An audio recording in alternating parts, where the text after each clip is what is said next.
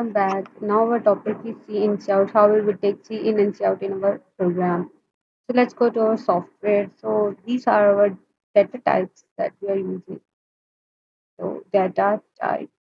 So int is used for without decimal points integers, and star is used for single letters like A, B, C, and float is used for like if you have decimal in point in your integer, and then string is used for if you use more than one letters, then you use string. So let's suppose I have given a integer a name to a variable, like I have given int num is equals to 9, and now I am commenting all the others.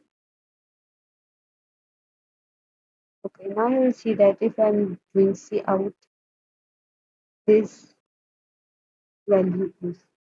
So here I've already initialized num is equals to 9, so I will write here num and enter. So it will display us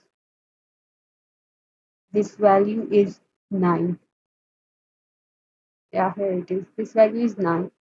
So why it's displaying is because I've already initialized the value to the variable. So let's suppose I'm removing the value I've given to the variable. So here I'm going to write enter the value,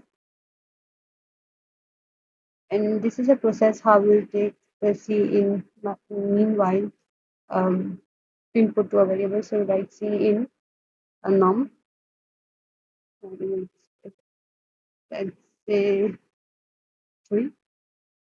So restart. Please subscribe. Thank you.